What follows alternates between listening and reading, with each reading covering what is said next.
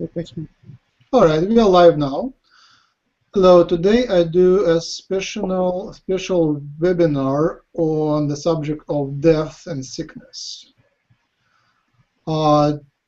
This was mostly because Jim had to go to his hometown in Pennsylvania, where his dad is in critical condition in intensive care, and obviously there is a fear of death and the subject of death coming up.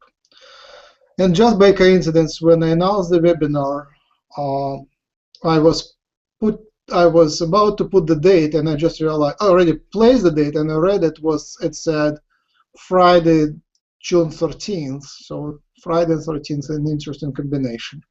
And after that, even more, I received a letter that my friend died. He is a nice gentleman, a Reiki master, who is very enlightened, very, very enlightened. One of the channelers here in Rochester, a psychic. He just discovered, we discovered he has cancer of, an extreme stage, and he just died. So with that, I guess Jim's father is alive, and I will ask Safira to read the message we got just today from Jim. I posted that note on the website, and many of you, more than 12 people, have wrote nice words to Jim. And now we got, I spoke to him yesterday, he called me, and now Safira got a text message from him. Safira, do you mind reading the text message? Are you unmuted? Okay, sorry. Yes. Jim would like to express his gratitude to everybody because he tangibly feels your support and your prayers and your positive thoughts for him. And his dad he's able to speak with his dad, and today he's getting a full examination because there seems to be internal bleeding and they don't know why, and so he's getting a full checkup today. So that's the current situation. But Jim would really mostly, rather than talk about his dad, because I asked him about his dad, but he just wanted to say to all of you, thank you very much for your energy, your love, and your support. So I am in that subject for a long time. And it's not my favorite subject, but it is a subject which comes up frequently. I'm 50 years old, and I witnessed and was part of many of those events. And I'm now the oldest in my family, and so I had to myself to go through understanding what is death. And another part of my understanding, it's a very essential part of my understanding, was at some point 15 years ago maybe, I realized that in doing my genealogical research that I come from a long chain of religious priests, Jewish religious priests called rabbis. And just thinking about what rabbis do, or any priests do, they welcome people to this world. They officiate the welcoming of birth. In Jewish tradition, it would be circumcision on around first week of life, and then they marry people, and then they officiate their death rituals, whatever is commemoration of life of the person sometime after death, so funerals and stuff of that sort. So that's their daily routine, and they live long lives, and that's what they do. That's what their main purpose in life, to help others, to service others. So that helped me a lot, understanding that I'm not the first one who survives that. It's not something very positive, but you make it what you wish to do with it. Just a second, it will make it sound better.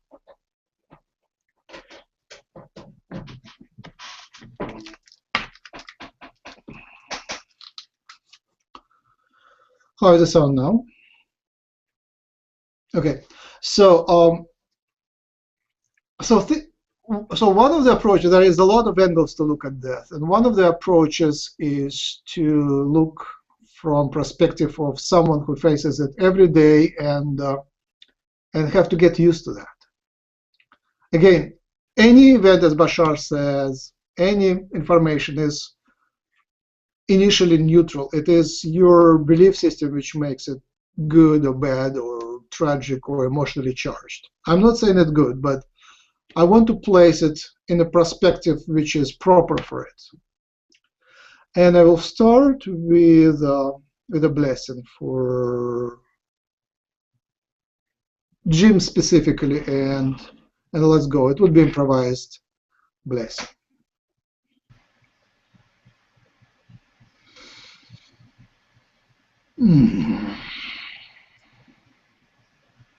Jim,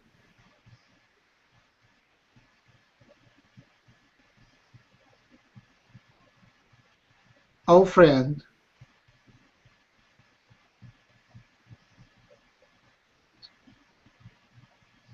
we send you our love and appreciation.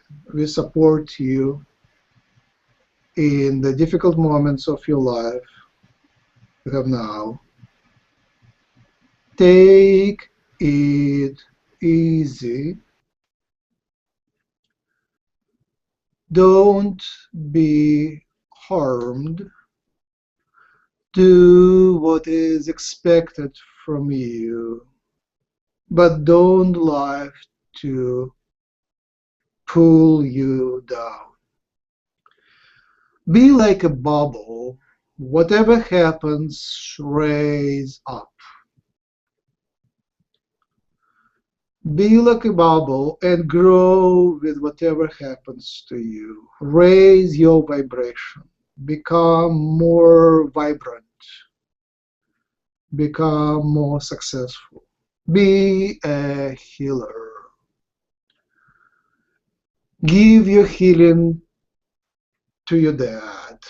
Give your healing to the relatives. Be a healer to them. Be a support to them. Accept life as it is.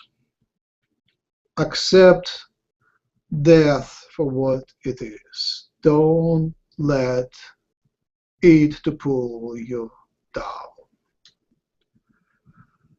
Death is black. Death is white. Life is rainbow. Life is blue, green, purple, red. Any color of a rainbow except black. Be with life. Be a healer. Help others in this difficult moment.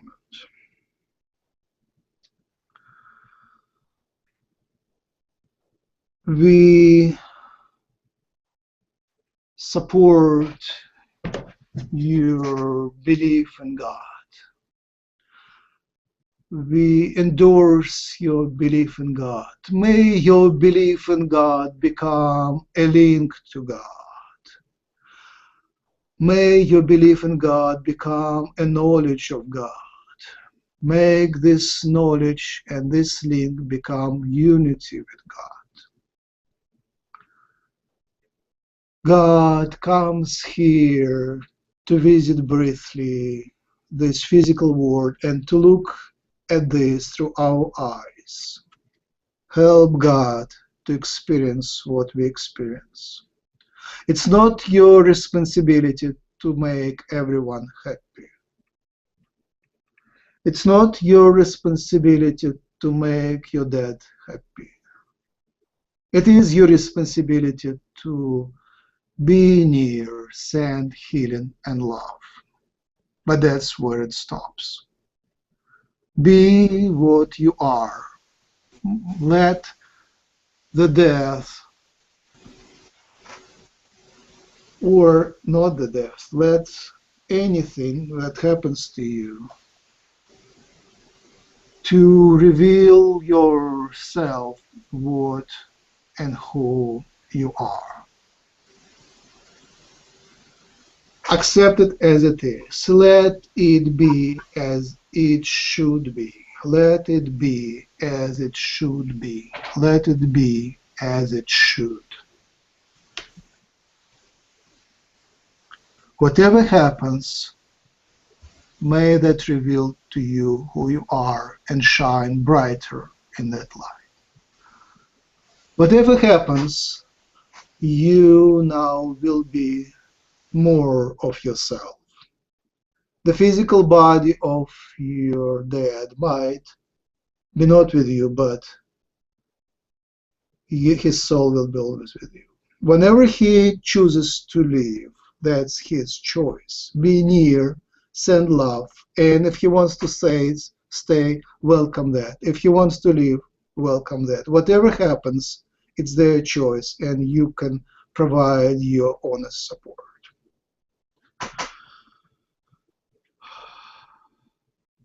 Let their moment, let that experience unite you and your friends and your relative and raise the vibration of all. Let it make whatever happens to be more beautiful, more in harmony with the nature and with everything, the God and the all. Amen. Amen. Thank you, Max. All right. Amen. Now I invite you to speak. I need a little breath. If you have any questions or topics, I'll bring it up. When you were talking about, before you said the blessing, about everybody having a different feeling and attitude about death, or it depends on our perspective. And the death and life, I wish there was another word for death, transformation and life, or the transformations that life goes through. A stage of life, let's put it like that. One of the stages of life is happening constantly. There's leaves outside, maybe they're dying, maybe some insects are dying, maybe it's just like a constant movement of life and death all the time. And I think the only thing that makes people sad about death is that they'll miss the people who they feel close to. And I think that's the hardest thing about that kind of transformation, is a person intellectually we know they're there. Maybe some people feel them spiritually after they pass, but still that person is not around to physically talk with and hang out with, especially when it's your parents. You know, going home is always like the one place you can just be you, and you know, no expectations, usually, not all the time. So yeah, but my main imagery was that it's a constant, just, I don't know how to describe what I saw, but yeah, you know what I mean. Yeah, on the topic, go ahead. Brian, go ahead. I was going to expand on what Sophia was saying. It's a reevaluation, a reintegration is really what it is. Because you have a life review when you pass over, and reevaluating that and reintegrating that, which we call coming back into the physical form. So yes, it's beautiful, Sophia, how you say that. Really. Thank you. Yeah. So thank you, Brian. Speaking about, thank you, about that feeling of missing the person. I had a very revealing question from my hybrid daughter, which is from 4th dimension, not here, somewhere up there in colony 1. When one of the first times when it came through, maybe the first time came through, maybe that was the first question she asked me was, why are you so sad? And I was surprised by that question. I didn't feel that I'm particularly sad. And that was very revealing. She asks very important questions which transform my life substantially. So, and then there was another thing which Angel Yahyel, when I spoke to the angel, I asked, why am I depressed? And he said, it is a fear. It is you're depressed because you're afraid. So I was trying to figure out what that sadness is about, because I have the higher perspective, why I'm still sad. And finally I defined it, that the sadness is because of missed opportunities. So sometimes you just see the opportunity was there and it's not there anymore. And that is the quality of death. There was an opportunity there, but and many things can be fixed. Many diseases can be healed. Many problems can be solved. But the one thing which is not reversible is death. In this scenario, in this life, in this timeline, whatever happened already happened, and it will not happen anymore if the person is dead. So that is one thing which is, unforgivable of death, is that opportunity is gone. I'm not saying that death is good. I'm not saying it's too much to that dark or too much to the light. It's somewhere where it is. I want to place it in the proper place. It is an unhappy moment. Opportunities are gone. We come here for experiences, and experience of death is essential. But if somebody dies, a lot of other opportunities are gone. You can't experience that. You cannot experience that. So death is something very, very profound. Another thing you mentioned, afterlife.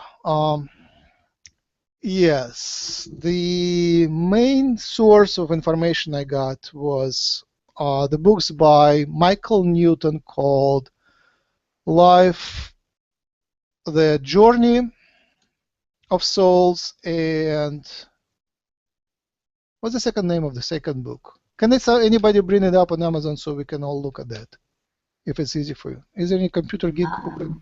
I think it's Destiny. Yes, of Souls. Destiny of Souls and Journey of Souls. I would like to show people. I think these are very profound books and very true. So the main message there, as we all know, is that it's not that we have a soul. It is that the soul has a physical experience. So our life is a very small part of the experience of the soul. We are just like in a computer game, with that hero that in a computer game, when the game starts, the soul is that little hero in a computer game, little character. And when the life ends, that character is gone, but the soul continues its life. That is, very profound understanding. I have a family of friends here in Rochester who are our great friends of Jim and I, and they host this Reiki share event every Friday. So we go there every Friday and we do Reiki on each other. There is a big, how do you call it, a community of about 50 to 100 people who, about 10 of them meet every Friday. And once we just learned that a mother of this man has died, and they were enlightened people, true light workers with lots of experience. They are like older than I. And it was very surprising to me to see how they take it. It wasn't much grief. Basically, they kind of almost ignored it. There was no, I think that word is condolences. There was no expression of condolences. People kind of gave a hug, but didn't even discuss that. I guess that would be one of the approaches to this, just to almost ignore it. It's just a transition. The main part was the life, and now it is transition, and after that it's up to you if you keep the connection. Especially for Jim and for other channelers, for other psychics, the conversation continues. You can sometimes it could be even stronger that during the life you don't have a good rapport with that person sometimes, and when the person is gone you might get a better communication than before life was ended. I invite little of your comments and then I will continue. On the subject of death, I think it's more of our expectation about this subject about death, because we expect people to live, but we don't expect them to die. We have a hard time expecting people to die, and we don't want to talk about it, and we don't even want to. We don't even want to think about them. Someday they may die. So that, from our conscious go to our subconscious, and we don't want to deal with it. I was talking to this lady. Her husband died 10 years ago, and I could see in her face when still she was talking about her husband, after like 10 years she was still grieving about her husband's death. So she really had a hard time accepting her husband's death. But then I thought to myself, well, this lady, when she got married to her husband, didn't she think that someday he may die? Didn't she expect that someday he may die? So obviously not. Obviously she didn't want to deal with it, or she didn't want to think about it. So this is our expectation about people. We don't want to accept that they die someday. Thank you.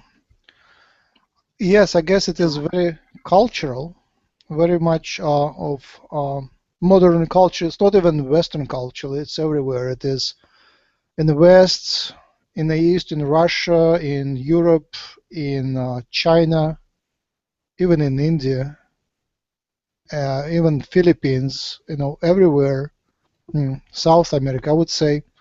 Most of the modern cultures have that sort of relation to death. I mean, Christianity obviously affected a lot of that, and Judaism as well. Judaism, then Christianity affected a lot of. But then there is a modern outlook on death. Extraterrestrials, I speak to them quite often about how they take death and how do they take birth. Almost never they have that much respect or that much attention to the question of death as we do. And the reason there is they don't lose telepathic connection. They can communicate to the spirit even after the physical body is gone. Many of extraterrestrial races, they just change bodies. The experience continues. Basically, when you change body and you are born, even when you're still in the womb as a fetus, you have the full consciousness. It's called full consciousness being. Like one of those would be Jesus, who was always conscious. Not all their higher beings incarnating here were fully conscious. I think I was speaking to Lakesh once, and he said that Buddha chose not to be fully conscious, so he was born and he didn't remember, but then he kind of awoken to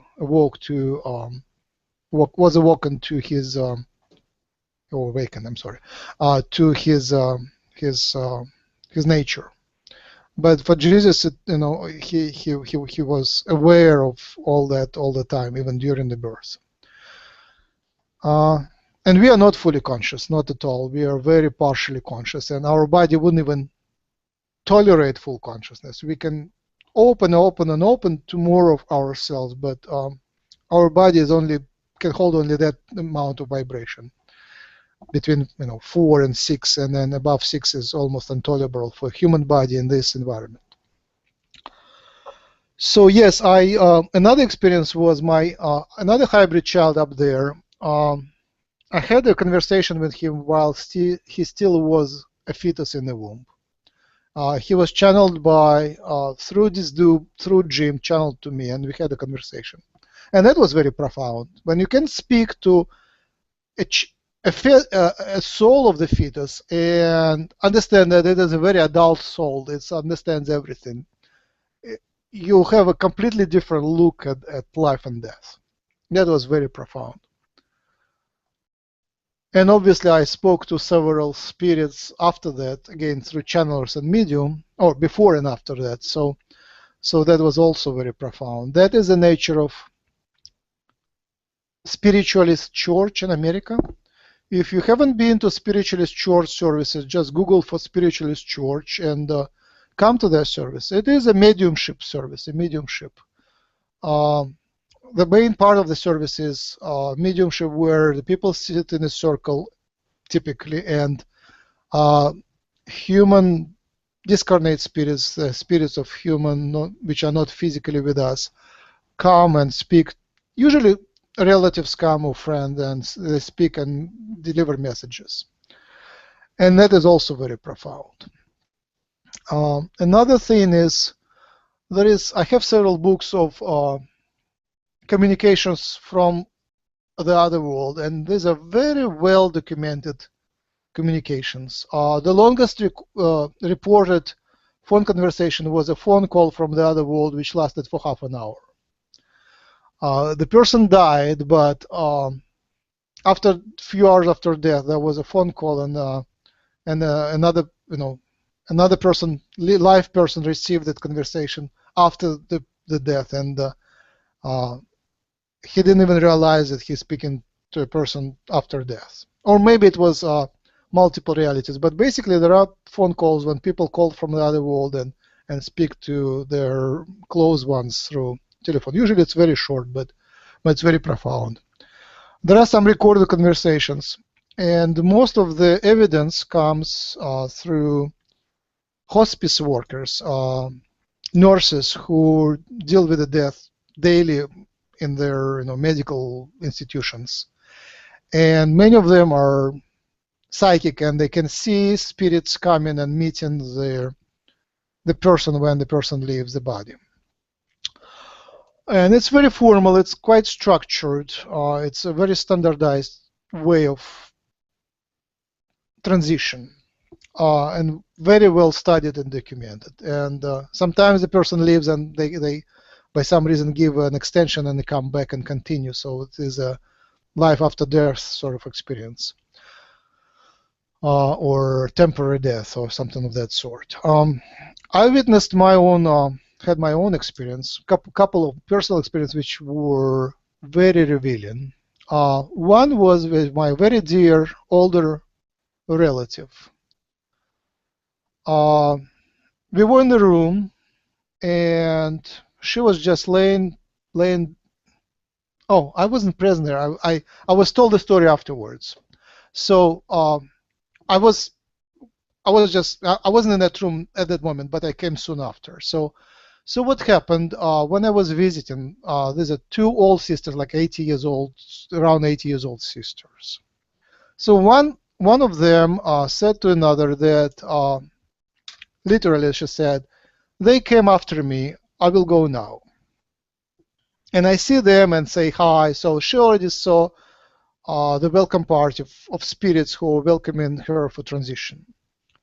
And another sister, basically, she used her willpower. She was a very powerful person, powerful person, and she said, "Nope, it's not time for you to go. I reject that. I disagree. Stay with us. I need you longer. Please stay with me now, and let's say that you will, do it later." And they accepted it because she was very powerful in many ways and spiritually as well. And that lasted for another maybe a few months. And then she was gone. So that was for real. That was, I was witnessing, the results of that few hours later when, both of them were here and in physical, and both of them were alive, and they just told me that story. And it was very, very real.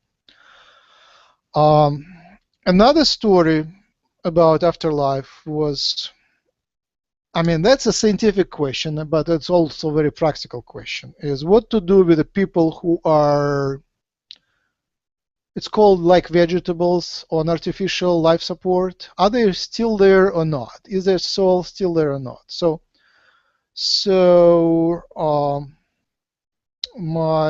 I was at that spiritualist church service where spirits were coming and going, and there was one lady who had, at that moment, her husband was near death, so she specially came to, for, what's that word, for healing, basically. There is a word for spiritual help, emotional help there. So her husband was in the hospital. He was still alive, and but he was in critical condition, maybe not conscious already. I think he wasn't conscious. I think he had a stroke and he wasn't conscious. He was like in coma state, but he was still, body was still alive. So a spirit came who was his relative, and the spirit said that the soul of this gentleman, her husband, already arrived and they're celebrating. And he passes his love to her. So the body was still there, but the soul is already gone. That was also very profound. She said that it's already here, we're already very happy. And that's what Bashar says. While here you're full of grief and you're full of tragic emotions, know that on the other side there is a celebration. That's a birth, it's a welcoming party. And this welcoming party is described in many other books and histories, like of witnesses and life regressions and hypnotic regressions of the sort. So welcoming parties are often very bright and profound, and friends, they have that all the time. The person goes and the person comes back and they all welcome him, whoever is not on duty right now. So the time there, and there is 7th dimension. It's 7 dimensions to 3rd dimension, 7th dimension to 3rd dimension. So they kind of dive here. In 7th dimension is the spirit world, and they dive here in 3rd dimension for the physical life and come back.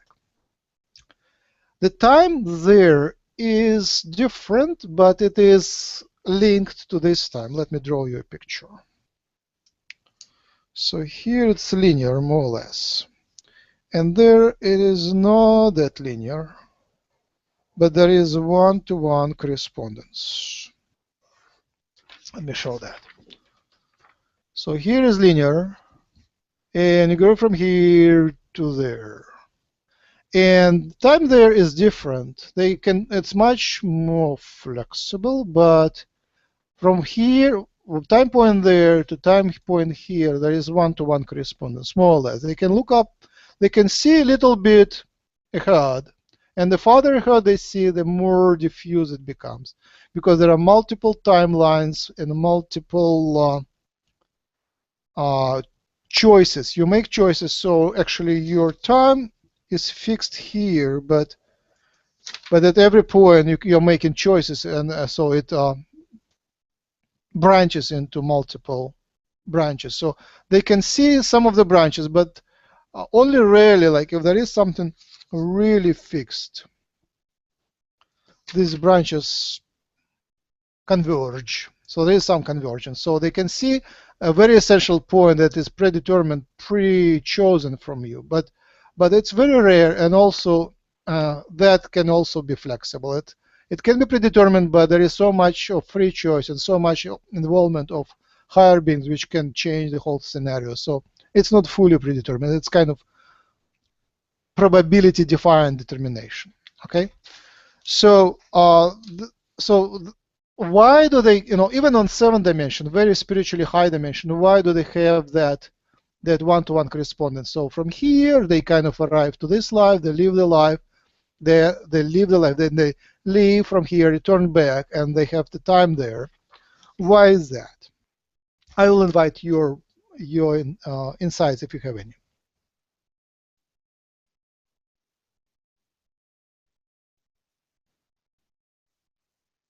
You saying what was the time difference, or say it again? Just. Oh, my question is not clear. Okay. My question is, why is that on the seventh dimension that they have their time linked to our time? Why don't they have completely different free life of us, from us? I think it's just a perception, isn't it? I think everything happens in the now, doesn't it? Yeah, that's a familiar teaching from many beings, and I think they a little bit overstretch that idea. I somewhat disagree. Somewhat agree, but somewhat disagree. Yes, it is now. From a certain perspective, everything is now. I mean, from their perspective. But again, I spoke to the beings up there, especially, I had that question, to every dimension I speak to, I'm asking, do you have some sort of replacement for our time? Do you have future and the past, and in which way are you changing?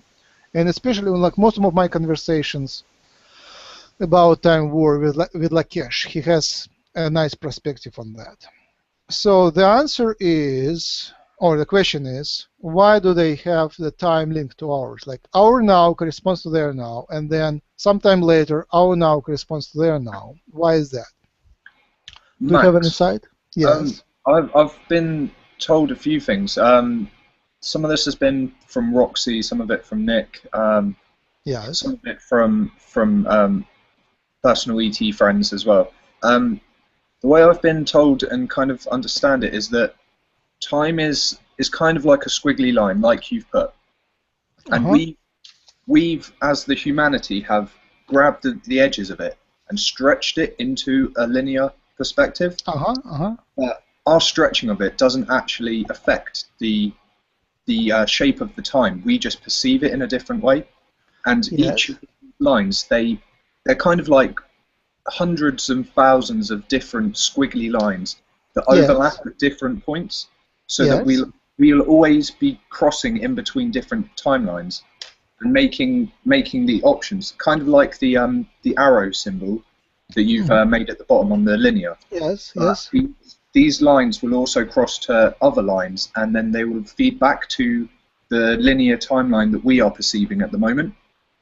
And from my understanding is we can actually, if we decide to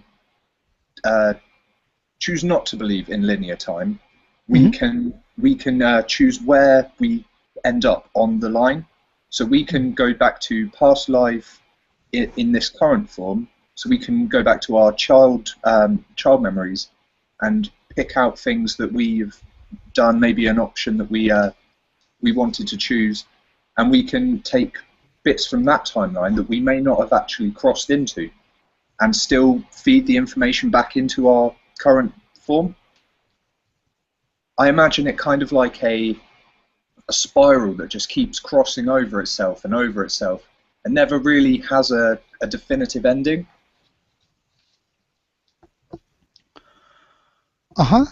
That's my understanding of time.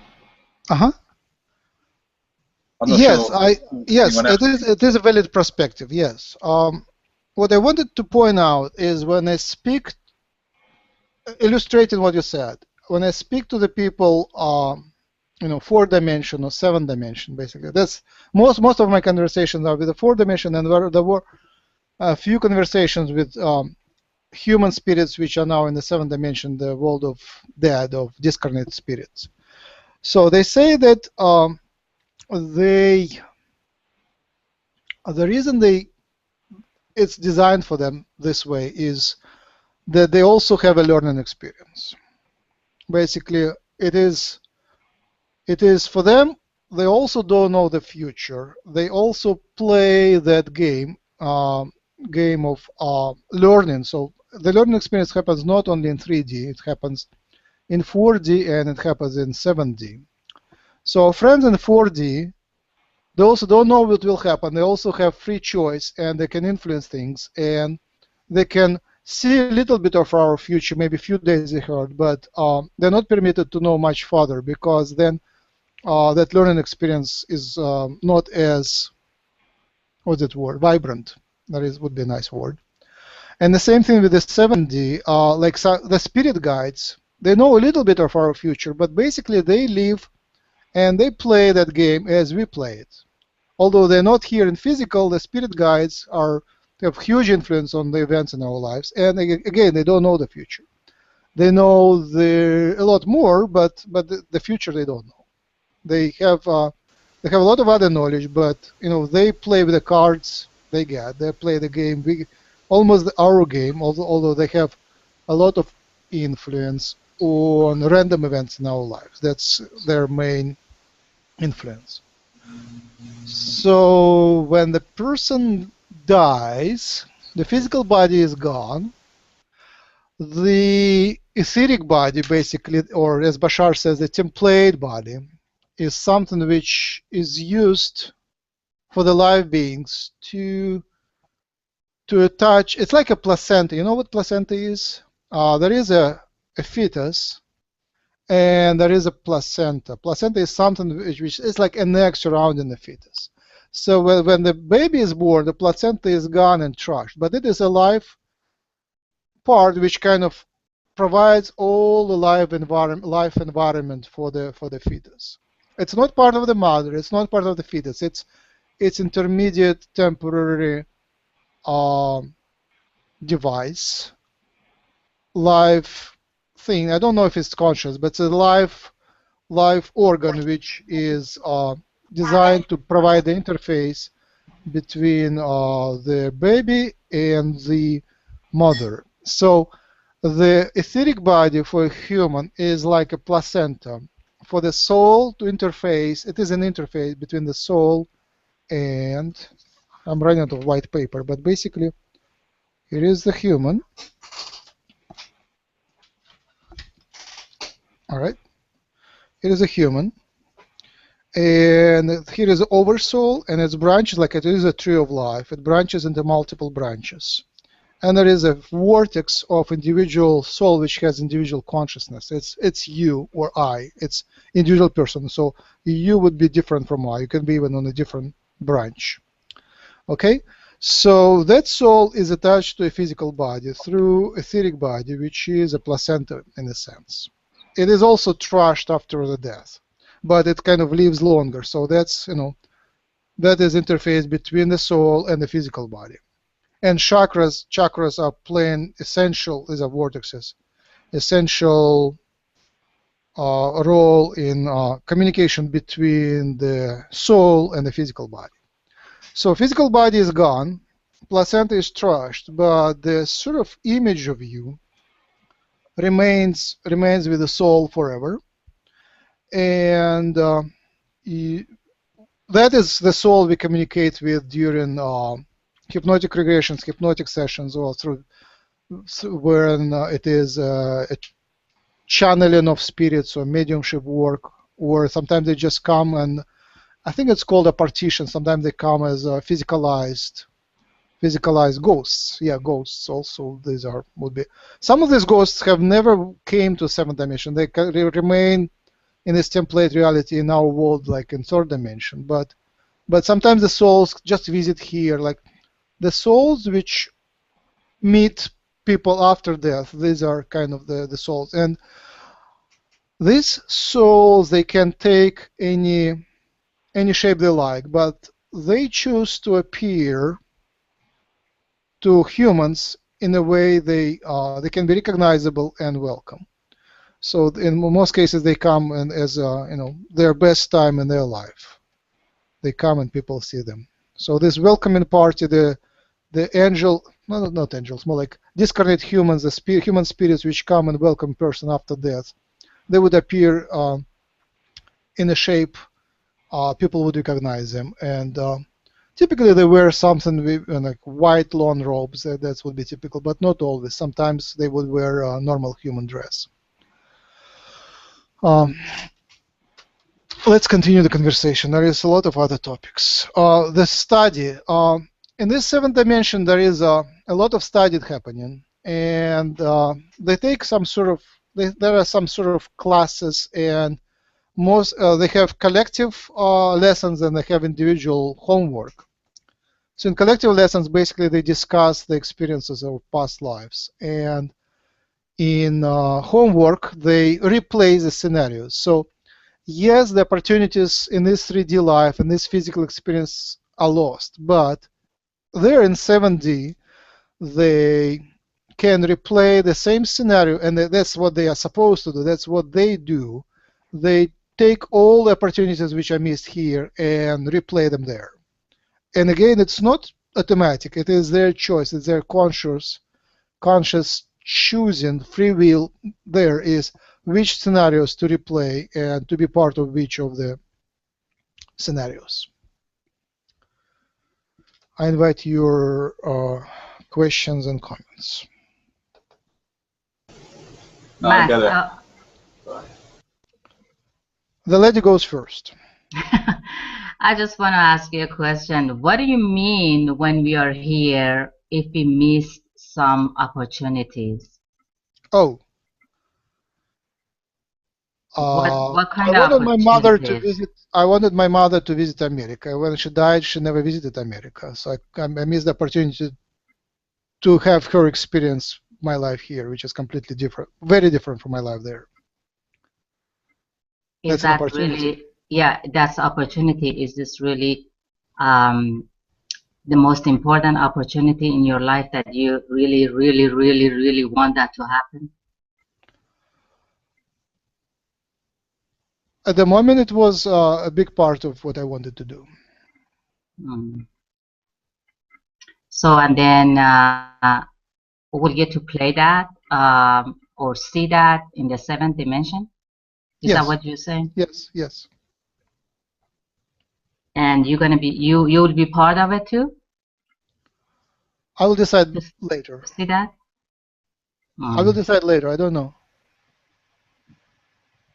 There is a lot of opportunities. Like, say, you know, when my hybrid child Peter was conceived, my wife and I were very happy, and we hoped that he will be born here, but it will be taken up there, and he grew up. He's now about whatever, 17 years old up there, and I never met him, so that opportunity is also lost. I mean, having a baby, he already grew up. I cannot hold him as a baby. He would be a big man when I meet him, so that's another lost opportunity. I guess that was a very profound recent opportunity that was lost, and I felt sorry for that as well. No, it's not a death, but he was gone from here, from this reality. Max, if I may, Yes. I have a suggestion. You keep saying that you've lost this opportunity. Yes. But perhaps where we are multidimensional beings ourselves, you can tap into the meeting between yourself and your hybrid child and create that memory, as it were.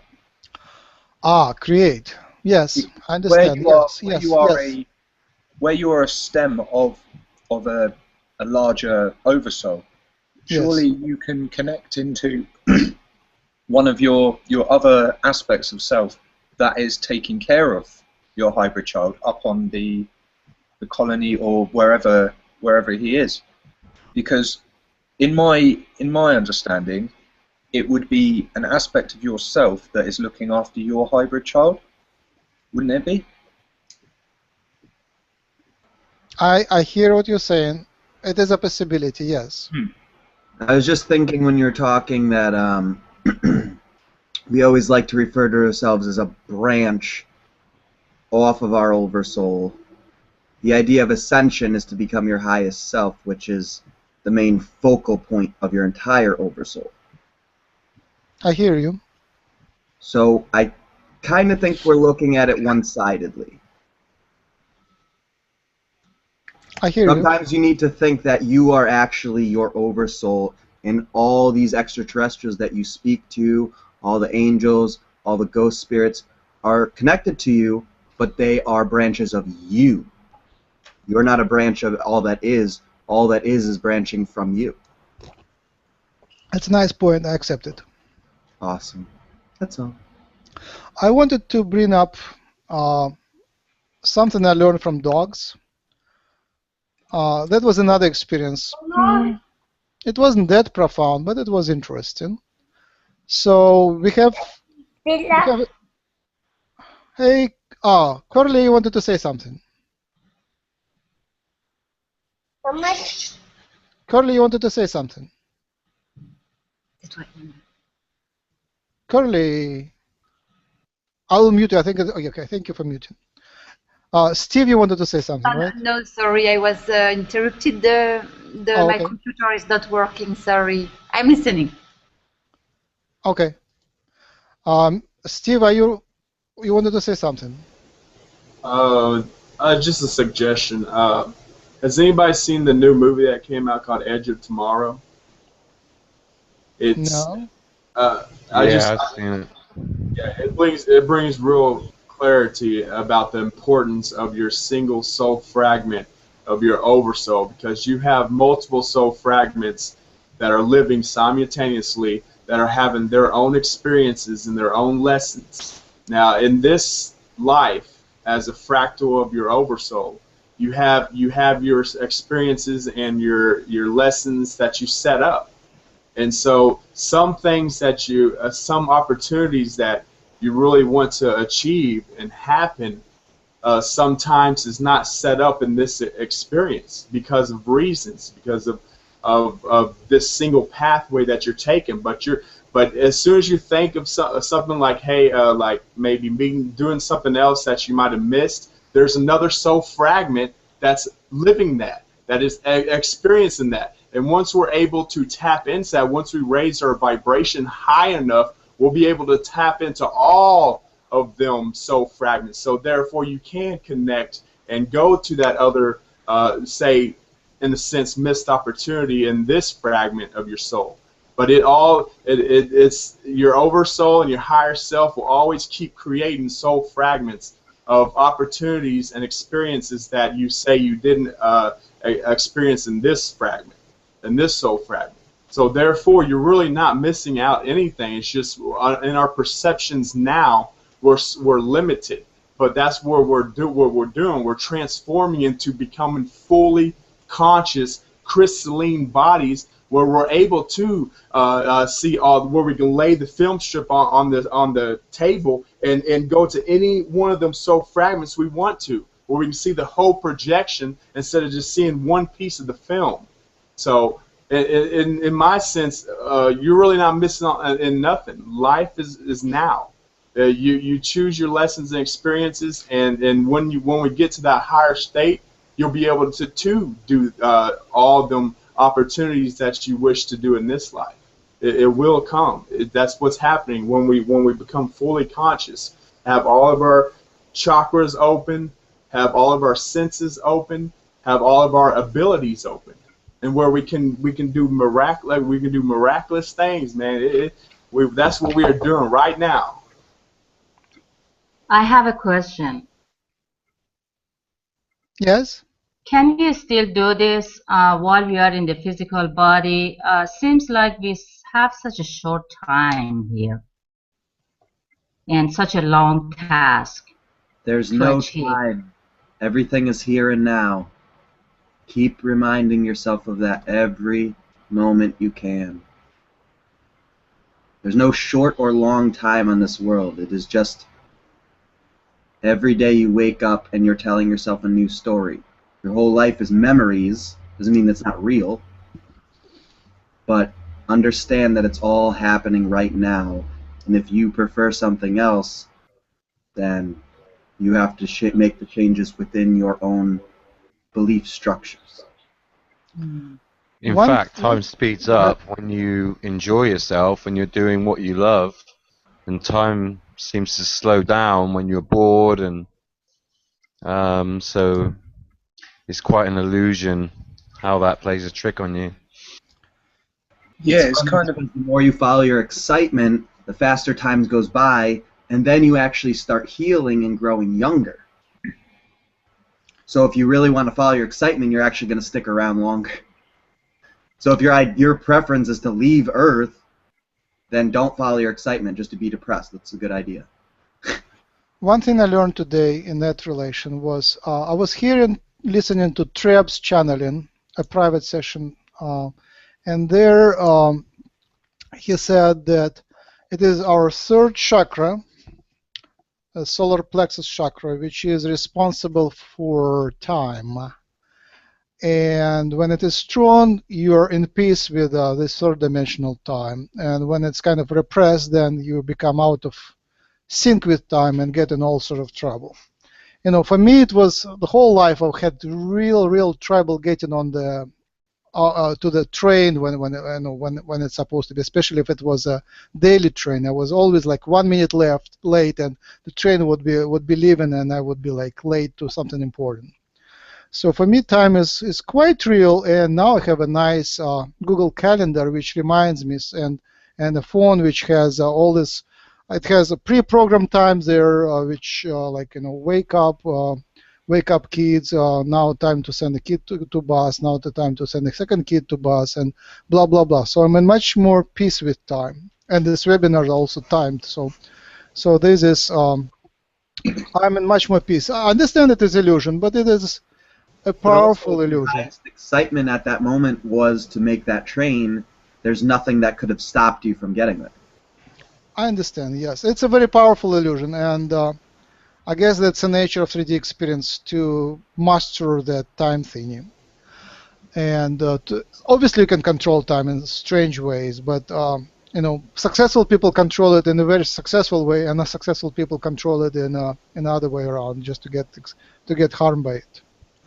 So when I speak to my fourth-dimensional friends, like Lakesh, Tucker, and others, I ask them, especially it was interesting, you know, Tucker and Disdu was very profound. I said, from your fourth dimension, how many timelines do you look at the same, you know, at this moment? How many timelines do you look at how many timelines you look in our third dimension? And he said, I think for Disdu it was about 7, and for Tucker it was about 5. And I asked, you know, in which of these timelines you communicate to me? And he said, only in one timeline I communicate with you. And I said, in all timelines, am I communicating, you know, with other extraterrestrials? And it looks like only in this timeline I'm doing that. In all other timelines I'm doing something else.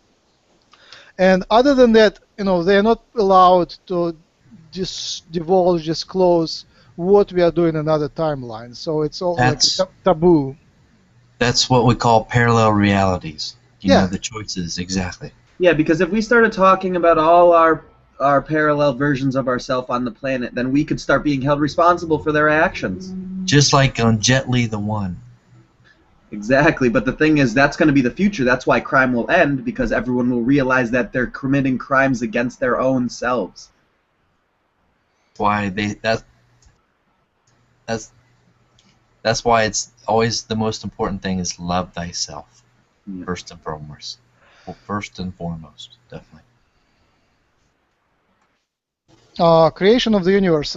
Mary, you brought up that idea that death is essential. That it is given here for a purpose. And most profound the reading I had about that was by Robert Shapiro, where he spoke to an entity which was responsible for designing and maintaining the lifespan on different planets. So that was their responsibility. And it was a very enlightened and loving being. But you know, their responsibility is to make sure the species lives as long as they choose to. So human collective chose that at this time, at this period of now, we live so many years.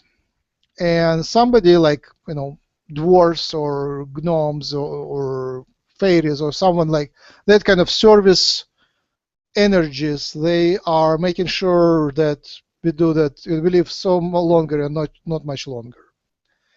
And again, the human collective chose to have the experience of age and cancer and other things which are the cause of death, obesity in civilized technological countries and hunger in non-technological countries.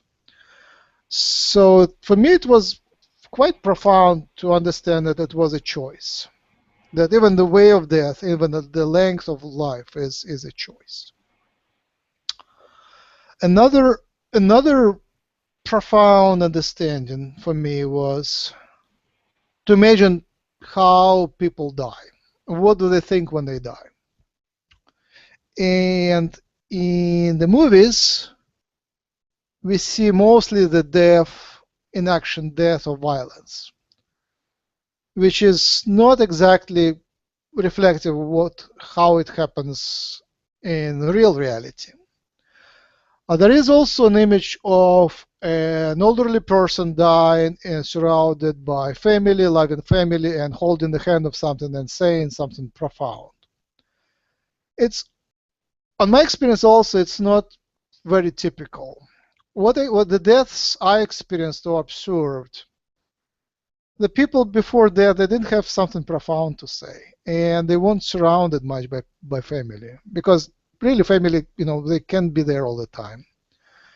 And unfortunately, many people die in medical institutions, and they might have 1 or 2 family members and 1 or 2 nurses around. But that is the moment of death is very trivial. Is very trivial. So, and some people die at homes, but again, the moment of death is very trivial. Typically, in normal life, whatever is to be said is already said, and it is already said a long time ago, and nothing new comes out. Another profound thing is that people are usually, unfortunately, remembered in the way they died, not in the way they lived. And I think that is unfortunate and shouldn't be like that. Usually death is not very pretty, not very beautiful. So why would you remember the old person unhappy dying from sickness and not the happy person in the highest of his life?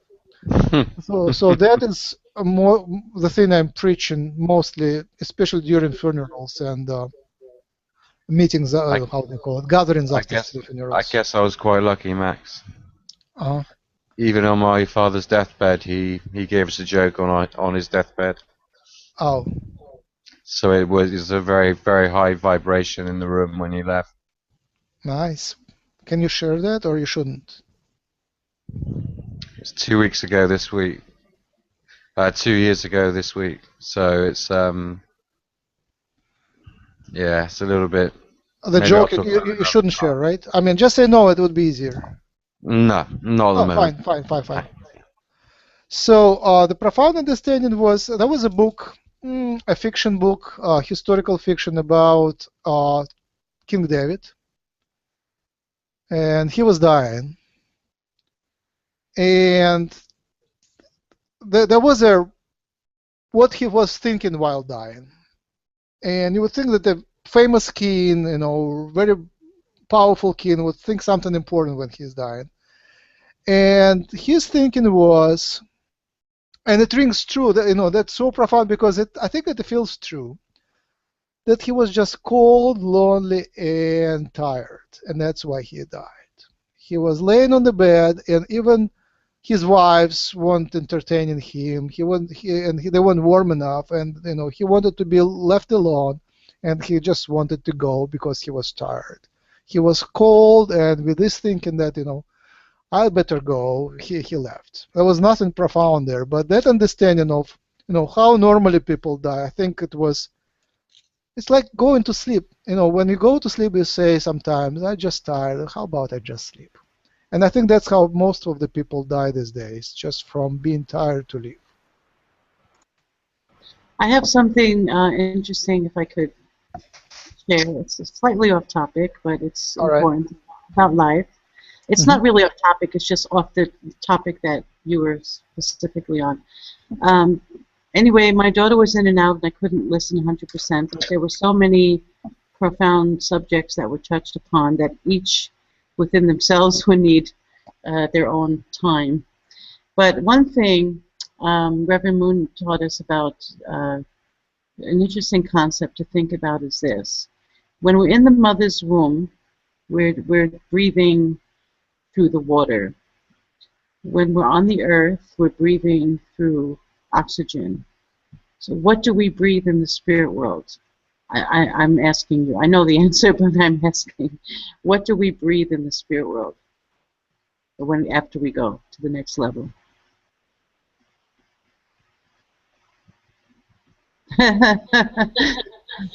Well, Brian, I'll ask you since I'll start to my Are left. you implying that we breathe ice?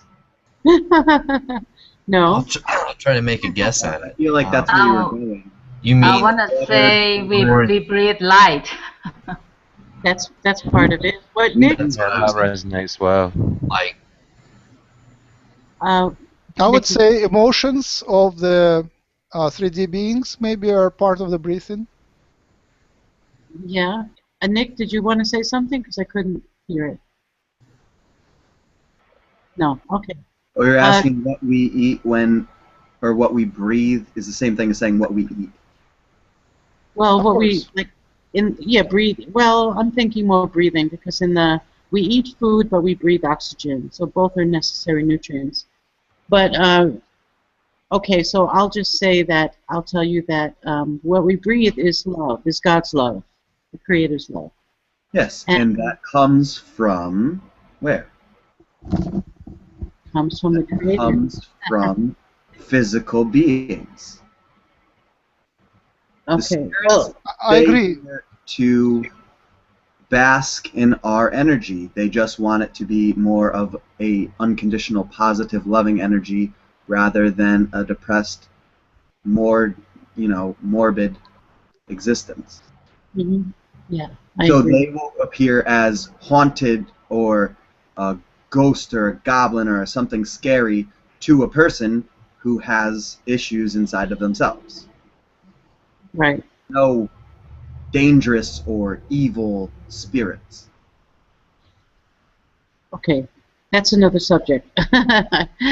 Yeah, but what I wanted to say was this, that it's really important when I was younger, I often had experiences when I was sleeping that I couldn't breathe anymore, and I would have to force myself awake to breathe.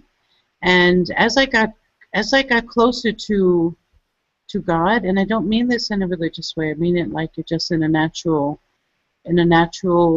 conscious way of connecting to universal love or whatever. But the closer I got to that kind of relationship, the less this kind of breathing crisis happen. So I just want to pass that along, that the more we open our heart to fourth dimensional energy and love, and whatever it means to everybody, and whoever that means included in your life, whether extra or terrestrial or whatever, when we lose our physical bodies, then we will be able to first of all move in many directions and move higher, because when you get to the higher levels of spirit where your spirit isn't matching it, you can't stay there. It's like going up to a very high mountain. You just can't breathe the air. So yeah. So for me, that's one goal of growing spiritually, is to be able to move in many different realms and be able to breathe in that love. Well, the idea is that you can do that now, right? Well, yeah, I need to do it now, otherwise I won't be able to do it later. So I mean, yeah, well, you're having saying a part of my life now. Do things when you're in spirit. Well, if I learn how to open myself up to love and fourth dimensional energy and live it, you're already when I lose thinking about all existence. If you exist, you're already completely connected, completely open. It's just a matter of perceiving that. Perhaps I don't perceive it. Yes, Saphira. One thing. I think we're trying to. When you say open yourself up to fourth dimensional energy, from my understanding is that it was released as a giant kind of almost like a wave that got shot straight into our reality. So it's already here, and it's more of a case of, if you perceive yourself as receiving fourth dimensional energy, then you already are. But by saying that you are trying to open yourself up, it's almost like putting a block in front of it, if that makes sense. Okay, thank you. I'm not trying to kind of. No, don't worry. Just don't ever, Dan. Don't ever. You never need to qualify what you're saying or in any way. That's fine. Just say whatever you gotta say. It's all cool. I'm all cool with it. It's a matter of semantics. I think I'm used to old paradigm semantics, and that's the only thing. But you're right. Yeah, I'm very hard on myself, and I tend to block what's already there. You're right. And Nick is right. But anyway, I didn't really want to get into. Yeah, well, maybe I did want to get into it. It wasn't really about me specifically, but I think a lot of us do that. We block. Yeah. Yes, it's something about the English language as well that I've noticed, is that it's a very kind of negating language. It's full of ifs, buts, maybes. There's no kind of, if you really want it to be definitive, then you have to kind of state it's definitive instead of going kind of. That's one of the funniest things about the English language, and it's the only one that I consciously know all about as well. So it's funny that I kind of I see a bit more of a connection to the light languages, because they're more kind of, they just flow, they just come out, and you get hit with the energy instead of kind of in and ahhing around the energy. Mm-hmm. Yeah. Once speaking about the English language, once Bashar invited another Sasani to speak through Daryl. So that Sasani came, and first thing he said was, "What do you want?" And it sounded very rude, but that's exactly what you're supposed to say. He invited the questions, and the simple way he translated was, "What do you want?" Right? But English language makes it much more sophisticated. What would you like to ask, or be so kind, and so on. That's like German. German's like that. I was just going to say, really. So Russian culture is very pure. I mean, traditional old Russian culture is very pure. The death was a taboo subject in that culture, and when we were exposed to English culture, it was a complete nightmare for us. Like, English culture is all obsessed with death. It's nursery rhymes. You can imagine it's all about death and all possible, weird perversions of death, I guess, nursery rhymes.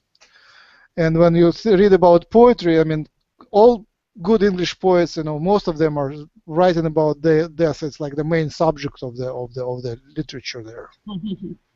American would be quite different, Again, Morrison, what's his name? Jim Morrison? Yeah, Jim Morrison was all obsessed with that, right?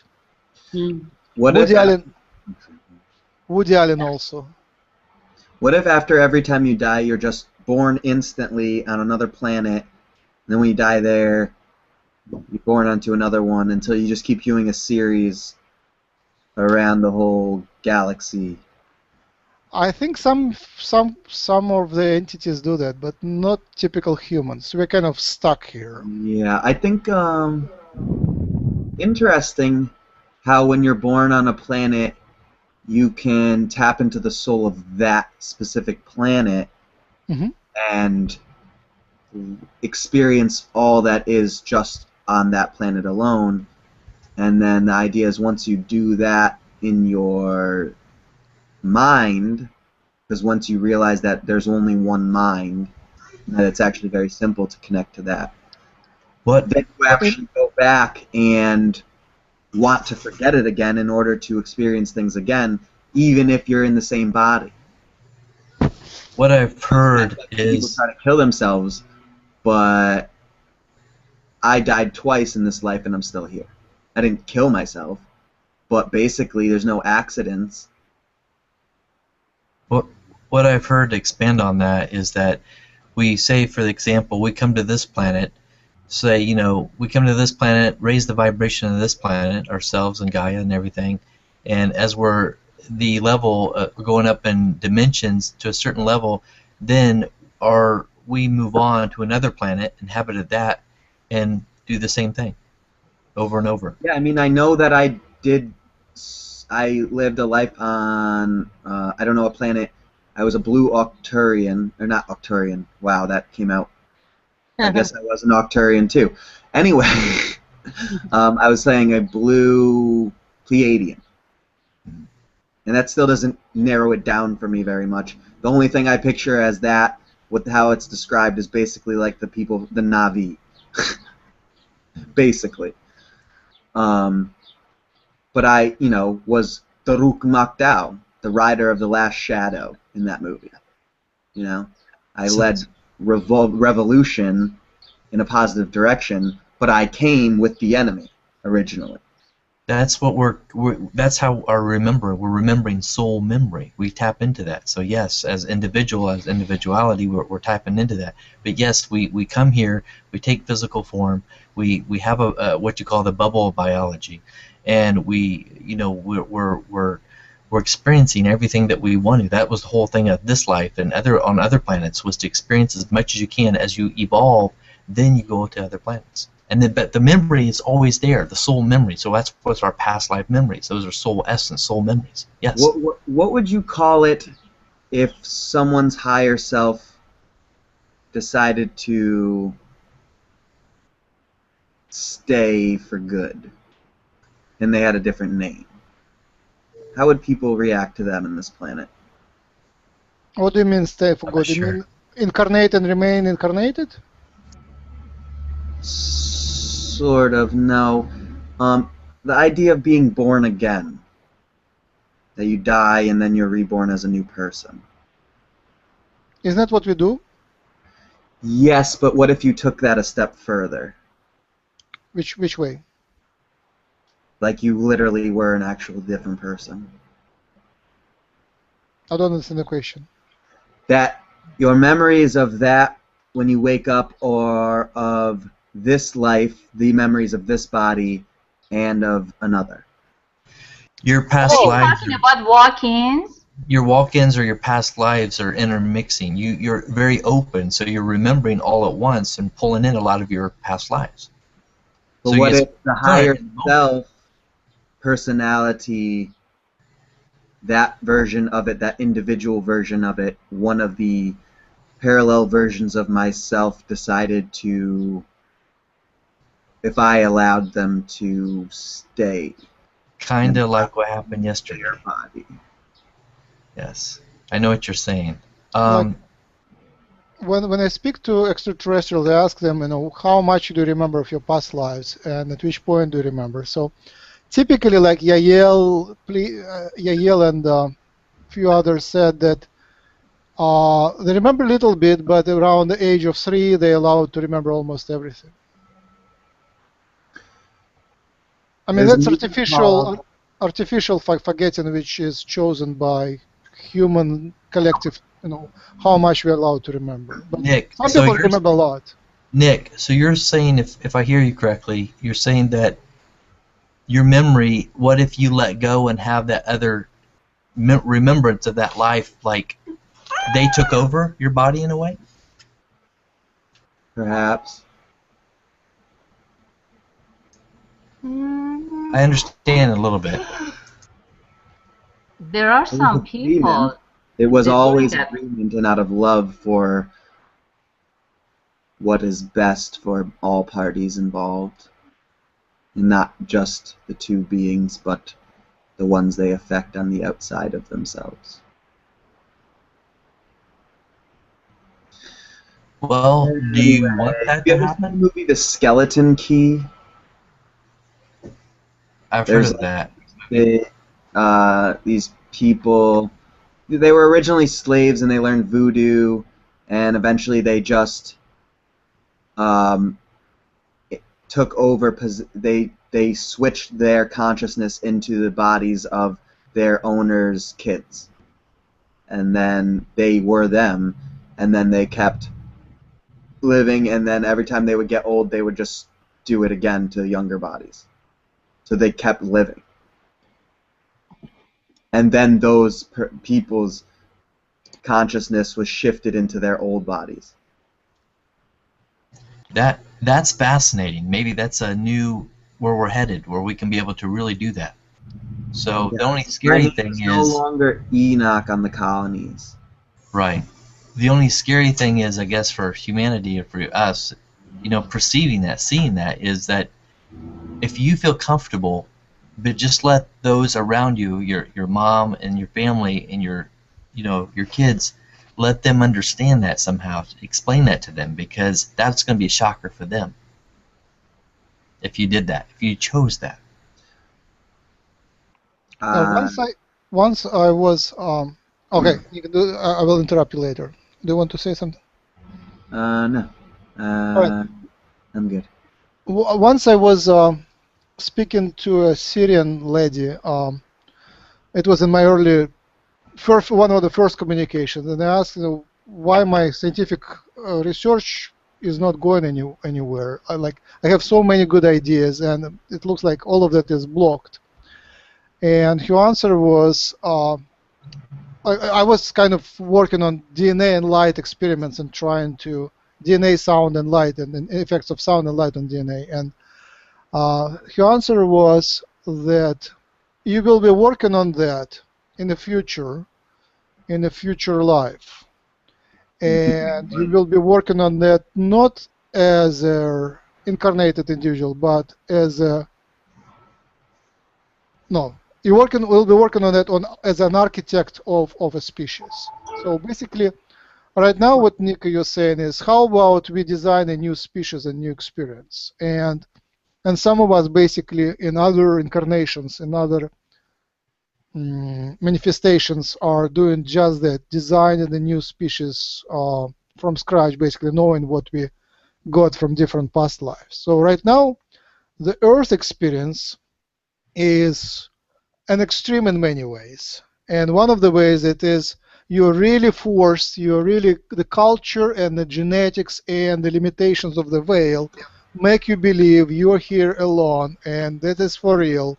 And it's up to you to survive, and the main fear in your life is death, and all you do is balancing and playing to delay the death. That is the experience of a 3D human, and we're still here. If you forget to eat, or if you are not careful driving, or if you're come too close to a cliff, you can easily die. So you still have all these reflexes and art of surviving. And if anything happens, you would put all your energy into surviving. Now, many other species, they have or cultures, they have much more relaxed and much more spiritual conditions, especially 4D ones. They have all sorts of guidance. They can speak to their spirit guides, they can speak to their higher selves, they can speak to higher selves of other people, they have a perception what will happen next, they have some sort of ability to avoid unnecessary death of the physical body, like Yahyel. They can just disappear and reappear somewhere else. So death for them is not something to be afraid of. And if they die, they can easily incarnate again, and they will remember their past life at large. So it's only the body that will change, but not the life. Amen. So yes. And you know what the beauty of it is? Mm-hmm. Is that if everybody realized that our soul is eternal, and that death, and that's what we're moving out of. We done did all the experiences on this earth of experiencing death. We're moving to where we're transforming our body to where there is no death. You choose when you die. Once you become a crystalline body, and then you can transform into the diamond body, crystalline, then diamond, and then there's no diseases. Once you vibrate that high, when you have all that light capacity in you, there's no more diseases, no more death, because you vibrate at such a high rate that them experiences are for this dimension and for this denseness and for this duality. That's what we're moving into. That death, if you ascend and you raise your consciousness and your vibration, it's a choice. You choose when you want to die. Yeah, I concur. Many species come to Earth just to experience a short time of living on Earth. Let's say just like a miscarriage or a very young death. That's all that entity wanted to experience of being on Earth. Sometimes I feel that an entity will come and do that in order to gain a physical bridge to the planet, so they can remain here on spirit and do more than they would have been able to as a physical body. That is an important point as well. Yes. First point was that, I had that illustration. Someone said, I think it was Bashar's session, when someone said that I had miscarriage and, there was a fetus and it was gone. And Bashar said, that was their choice. Bashar often says that even now people choose, people cannot die without choosing that. Basically, higher self chooses when to die. It's the choice of the higher self when to end the life. And so somebody said that their fetus, that was a miscarriage, and he said, that entity chose that just to experience. They can't, they weren't used to the life on Earth, and that's maximum what they could, tolerate endure of the Earth life is just to be physically in the womb, and they couldn't even tolerate that. And I meet sometimes starseeds who are completely not suitable for the life here.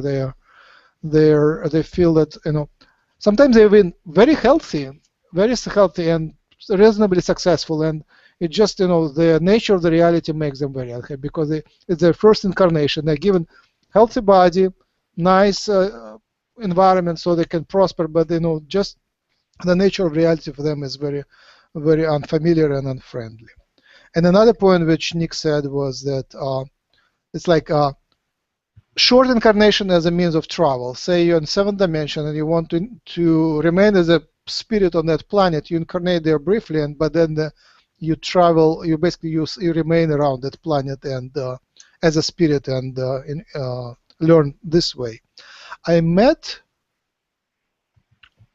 read about few things like there, like a Zeta Gray now is incarnated as Sunny Seta, Commander Sunny Seta. Her interviews on YouTube.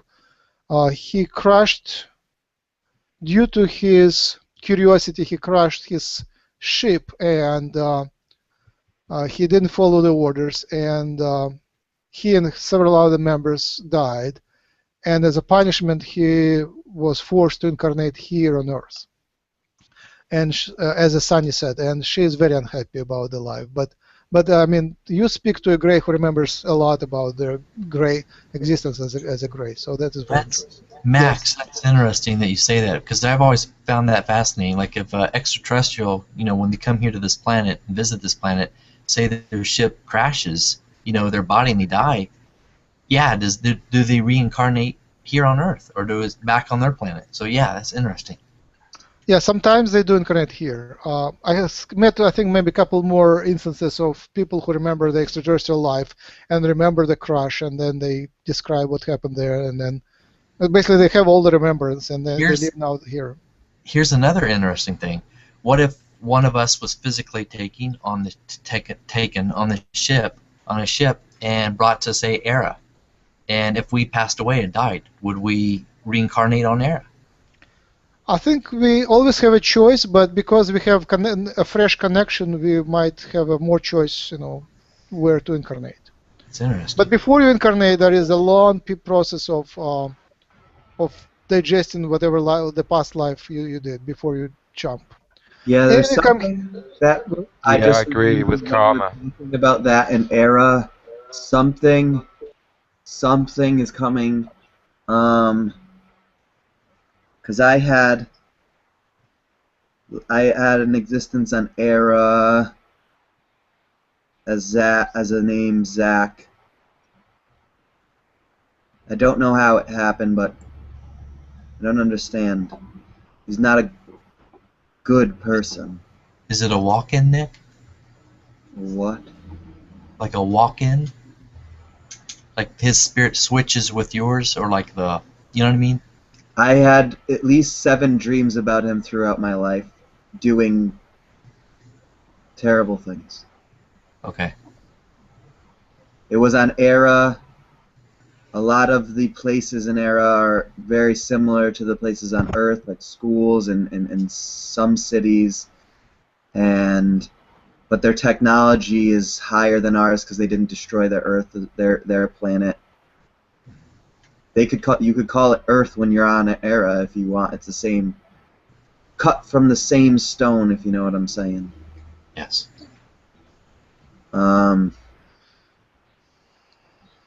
But I was a starseed on this planet and on that one.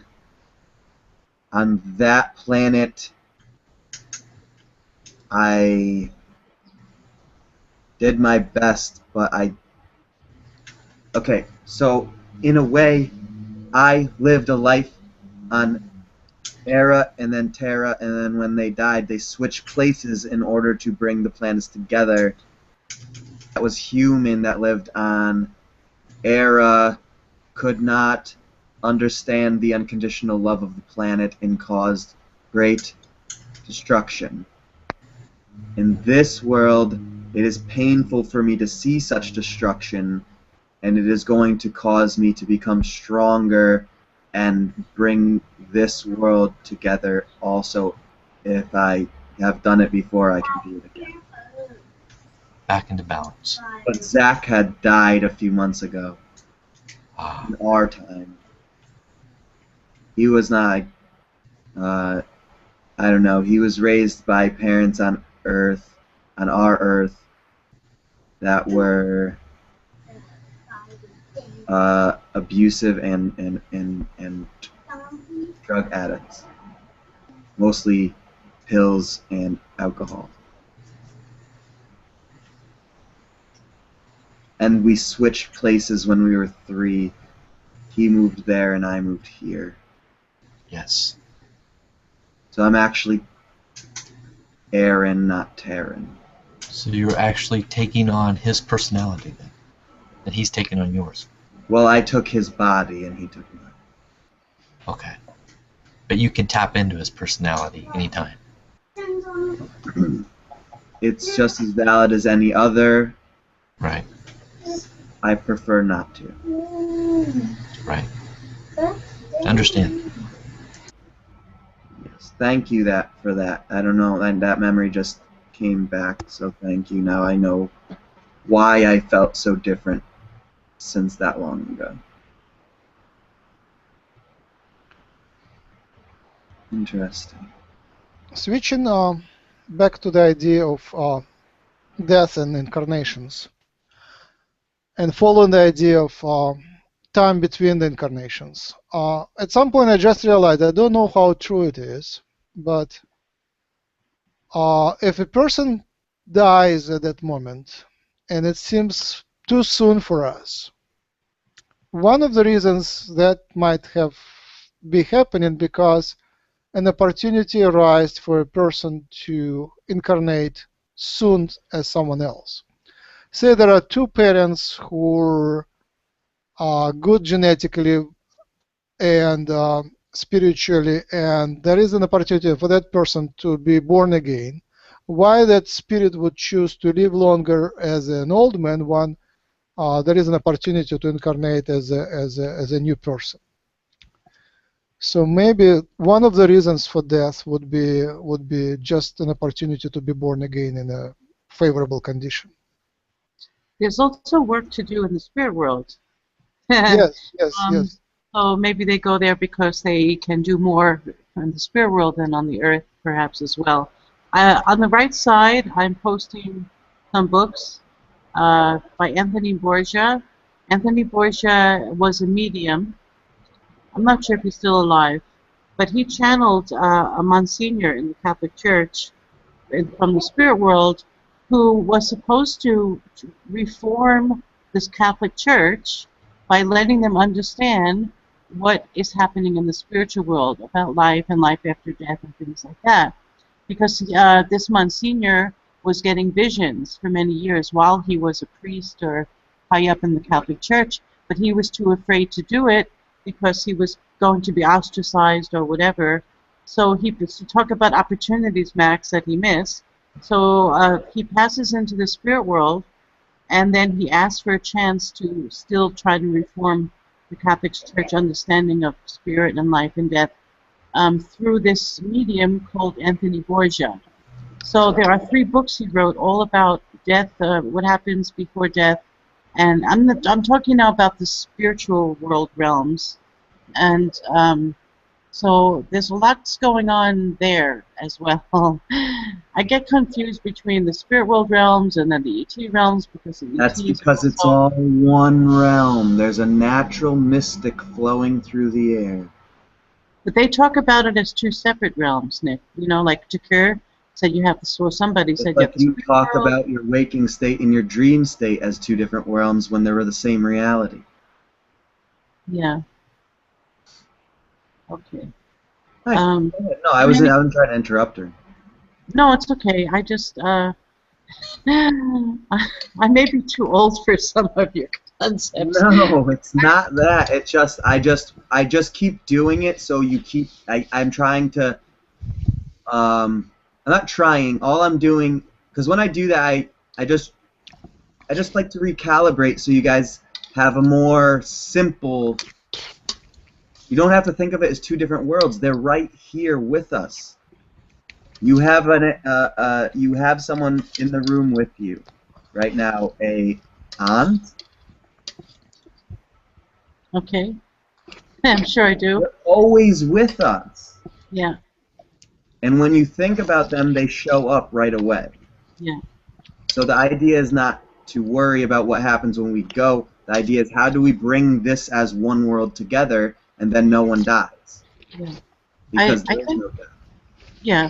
Thank you, Nick. No, I really enjoy what you say, even though I try to. I'm the type. I just want to say something. I have to. Just one sec, real quick. Mary, can I just finish my thought? Yeah, I get stuck in trying to visualize things, and if I can't visualize it, I have trouble with it. But what I want to say is that there are a lot of people listening who also can't grasp these really interlocking concepts. So I don't know if it's a good idea for them to start maybe with even that there is a spirit world, and if they can't embrace the ET world yet, and understand that at first. Do you know what I mean? Not everybody can embrace the concept that it's all one. Yeah, the same idea is that, hell and heaven are just perspectives of this life. Some people think of it like that. Because if this is all there is, this is all that is, yeah, then all you need to focus on right now, and the more you focus on what will be when you have been trained to believe non-existence occurs, which is obviously a lie. Mm-hmm. Because there's no such thing as non-existence. So if you understand that there's no such thing as non-existence and everything is one thing, then you'll understand the spirit realm and the physical realm are one and the same. The spirits are just as much physical as these bodies are spirit. Right. They just have a different vibration. That's all. Just vibrating faster, slower, more like we are vibrating into a pile of flesh and bones, and they're vibrating into vapor and temperature. Yeah. You can touch them, and then if you get closer to them, they can lower their density easier because they only take their cue from us. We are the ground team, even for the spirit world. Yeah. Yeah. That's cool. why I understand that. They can show themselves in pictures, and Mary wants to have seen them and seen their ancestors and shook hands with angels and saw them walk right through a wall right after, and nobody else saw it. Yeah. They can I'm sorry, Mary, just believing that it's real, not trying to believe, but to know. Mm-hmm. I can't even read anymore because it's too many words to describe the same thing most of the time. A whole book about one thing is fine, but I spent my whole life reading books. I can pick up a book and I understand the whole thing. That's I just read the back of it and a couple pages or open it to a random thing. It's like, oh yeah, I knew that when I was 4. Good. I know this book. Awesome. But it's not like I believe I know everything, but the state of knowingness is the most powerful state there is. Yeah. They say it with confidence and no one will know the difference. I don't tend to believe that is true. I'd say if you know it with confidence, there's no difference between that and what others would perceive as the truth. Yeah. Because Also, it's my highest vibration and my highest excitement, so it must be true. on the topic. Okay, Mary wanted to say something, and I asked her to wait till I was done. Go ahead, Mary. Hello? Yeah. Go ahead. I just wanted to say that since our experiences in this life, in the physical body, everybody's experience is different. So is when we go to the spirit realm, everybody's experience out there is different too. So if somebody is writing his experiences from spirit realm, that's his experience. So I used to read a lot of books, you know, about near-death experiences and past, and you know, a lot of books about spirituality. I don't read them anymore because, you know, because of the reason I just said. Because you know, their experience is their experience. It's a good knowledge, you know. It's good that you know you can gain more knowledge, but it's not necessarily my experience. Because I could answer for that, Mary. It's because those books that are written, it's mostly in the eyes of the beholder. So it's through their eyes. You're exactly right. Their experiences, their emotions, they put their essence into that book. So what we're reading is just from their perspective. And take what you need and leave the rest behind until it comes back. Yes, I agree. There is a choice. There is a choice how what we focus on, what the reality, especially the high realities, will change. Will change accordingly. So for Nick, there is no difference between 7th dimension and 3rd dimension. It's all the same. So it's his choice. For me, I can kind of create my own reality, my own understanding of higher dimensions, which is, you know, again, it's a very simplified version. I mean, we can argue how it is, but you know, when you get there, you discover that he was right and I was right, and all kind of just looking at from different angles at the same thing. I pose these questions to, you know, beings from 7 and 4 dimension, and for them there is a difference. For them there is a clear difference, and also they say that there is a veil separating different dimensions, and there is a lot about science about that. I mean, science accounts about that. A very complex, very beautiful architecture, and there is that channel. It's actually multiple channels called Destiny Farm. Are you familiar with Destiny Farm? No. No. Google Destiny, D-E-S-T-N-I.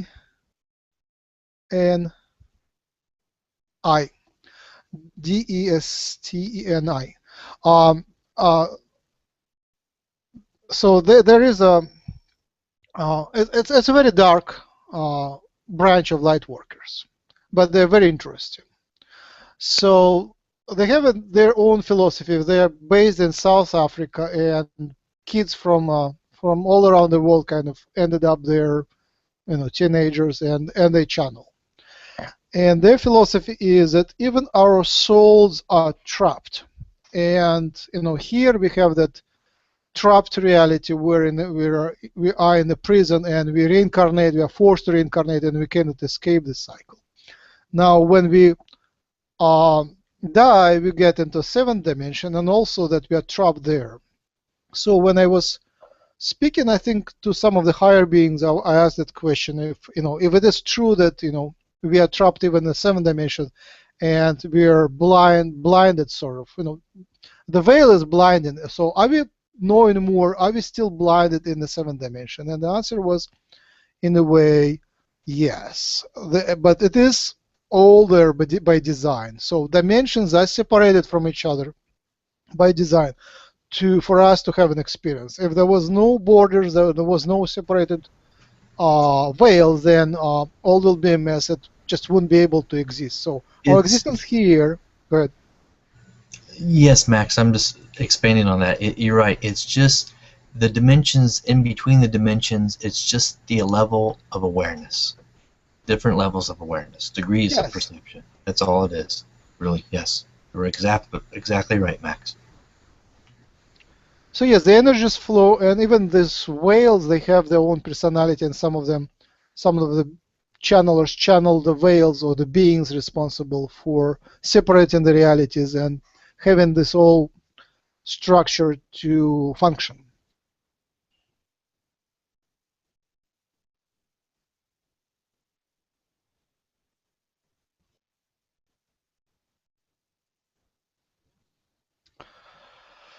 We have new people join us. Do you have anything to say?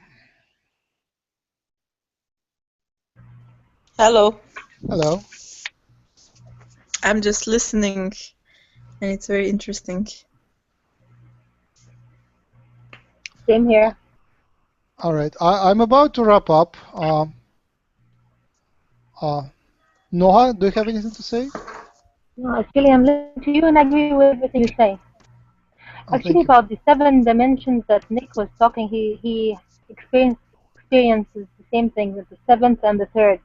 For him, it's the same because he integrated those entities with him as one, so he experienced it the same. For us, it's different, isn't it? Can you hear me? Yes, yes.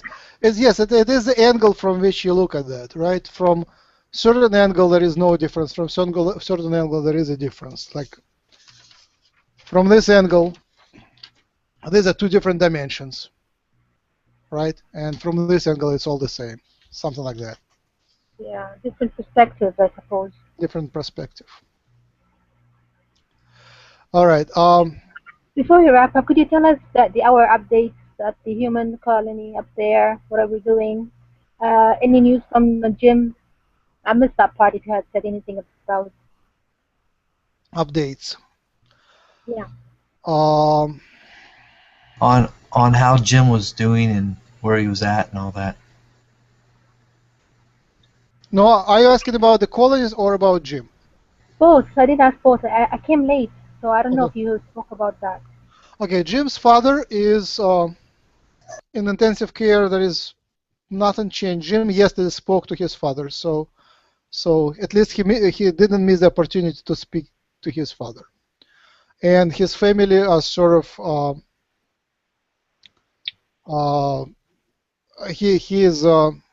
they're very nice, and he met his relatives, and they're very nice. That is all I know about Jim. He called me yesterday, but the connection was interrupted, so I don't know more.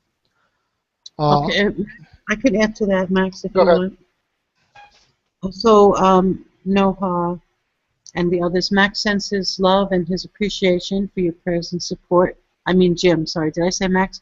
Jim sends his love and for his gratitude for your support and your love, which he feels. And he's visited his dad yesterday, and he's there now. And his dad is stable, but they don't know quite exactly what's wrong with him. So yes, he's staying in nearby the hospital, and yeah, he appreciates your prayers. So thank you. There's something I need to say also. When somebody passes away, from a close friend, if Jim's dad passes away, or anybody could pass away, we don't know when. So I think, my opinion, the worst thing to say is don't feel bad. They're still living and they're going into a transition, because even if they know that, right? Until we know that, but still, it's sad. It's sad because you're going to miss the person. I'm not saying everybody would feel the same, but do you know what I mean? Sometimes we talk very high spiritual things, which are true, but in the moment, that person just wants a little bit of a hug and not so many words. Does that make sense? Yeah, totally. Yeah. That's all I wanted to say. Max, Yes? what about the colony up there? Any news, any updates, any feedback? Oh, we recently spoke to James in the colonies, and then we spoke to Douglas. I think it was a lot of new information. Make sure you check out Douglas and James. I don't know if it is easy to find it on YouTube, maybe we need to make sure it's in the name of the channel. In the past, I put all the names of the people who spoke. I put them there, but I think for Douglas, I didn't have time to do that. So if any of our helpers can, the ones who have access to the YouTube channel, if we can update the titles of the videos, that would help. So what did they say? I think it was a very happy discovery. The colonies were in pretty good shape. They said the food wasn't very tasty there. I think that was for me the most exciting news, because it's nice when you have something tangible, something that you can associate with. They said that I was there 2 times, and other people they told how many times they were or how frequent they are. As I understand, look, my view of the colonies was that we will be proactively proposing something to extraterrestrials and do diplomatic missions there. But Douglas's view was that it was all run by extraterrestrials, and humans just went along with that. So it was a sort of a collective creation, but the humans weren't any different from extraterrestrials. They came there and became the part of the collective thinking, especially the telepaths.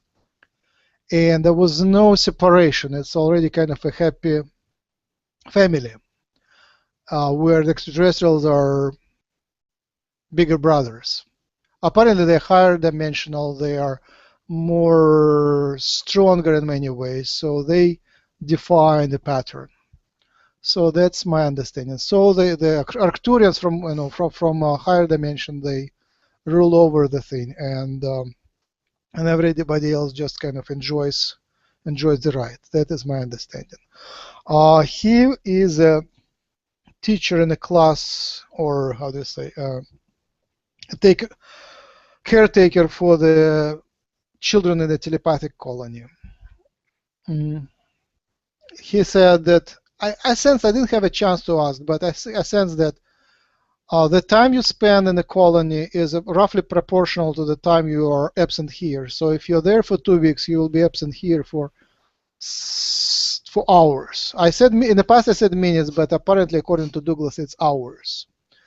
Also, in the past they said that the colonies are in 3rd dimension, and Douglas says that it's largely already, there is so much 4th dimension happened there, so it's largely 4th dimensional. So you're going there in 4th dimension, and you come down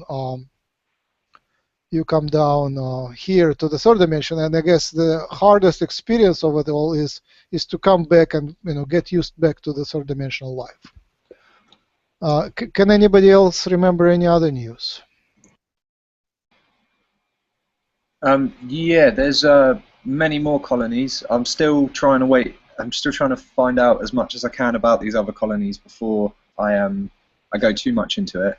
But most of them are not open to humans yet, as they're currently trying to see where we are in the kind of the state of humanity, trying to link up with their contacts within the humanity as well, where we all get given either a group of ET beings or a group of spirit guides, a group of, or even just 1 or 2. We can, as we start to remember who they are or be introduced to them, they then start to explain a little bit more about different groups of beings, different races that are around. There are a few that I've been told about, but I still have yet to know anything about they're kind of an ancient race of Lyran called the 𝗪s. These were the first beings I ever found out about. And it was the other day when chatting to Roxy that she said that they're actually a group of beings instead of just a one entity, because I assumed it was his name. And then I met my Lyran friend Atakir, he's slowly catching me up to a point where I can kind of divulge more information. It's kind of this ongoing process of allowing myself to channel him, to become a little bit more in contact with him, which seems to be going well at the moment. There's one of the Lyrans colonies is actually orbiting around Saturn within the rings, supposedly. I believe that's E1, which is the main arena colony. There are a few that are above Earth within our orbit. Some of them are hidden away because they don't want the space station and other humans to find out about them yet. There are multiple colonies who are trying to open up communication with the humans at this moment as well, so that more people can understand certain things that the ET beings are trying to get across. As most people in the world are currently in a few different mindsets of what ETs are actually wanting to do with this planet, it seems that they're trying to keep as far distance as possible until we make our mind up about what we want them to do. Because in the long run, we are the decision makers. If we want friendly contact and peace, then that's what we'll get. If we want invasion, then they don't really want to do that, and I'm quite happy that they're choosing that they would rather not do that. But that's also a possibility within a timeline, because it's our choice whether or not we allow them to be friendly to us, or whether or not we start attacking them as soon as they turn up. So it's all based on how we personally perceive the contacts and our connection with our extraterrestrial and our subterranean and underwater friends, because we're currently trying to communicate with a load of beings who are above us, when there's so many beings around us at the moment that we could get so much information about what is going on in our planet at this very moment, from reptilian beings, from the Clares, from the cloud people. There are also people that live on, I'm not sure who they are, but I've been told about a group of beings that they use the rainbow as a kind of, like a, I'm not going to say, like, the best description of it would be Mario Kart with the Rainbow Road, but that's a really childish kind of view on it. There's more like a civilization living up there as opposed to a race course. But yeah, I'm still trying to find out more about the planet and Agartha at this moment, because that's one of the biggest holders of information that this planet has got, because that's one of the direct links to the Akashic. And if we allow ourselves to become one with our home planet, then we can become one with each other. You bring up a good point, Dan, because we're out there searching for life in the cosmos, yet we know so much little about the life on this planet, yet destroy so much of it carelessly, unthoughtful, with no thought. And yes, we need to certainly help ourselves first before we can ever make contact. Don't forget that we also carry the Akash within our DNA. That's where we have the soul memory. Yes, definitely.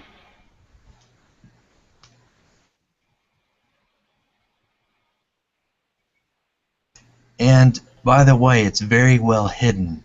So our scientists today are going to have a very hard time pinpointing exactly where that's found in the DNA. There'll be many, many years before they can really understand all of that.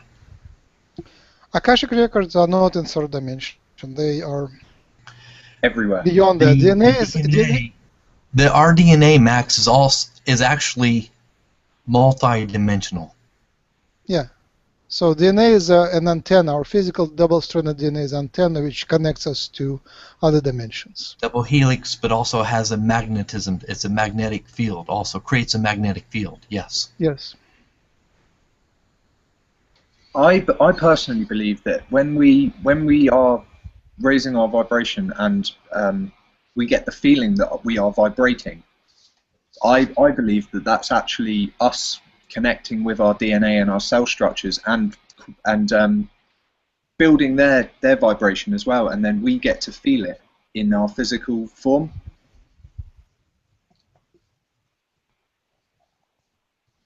That's what I'd like to be in a symbiotic kind of connection with my cellular structure. Talk to your body.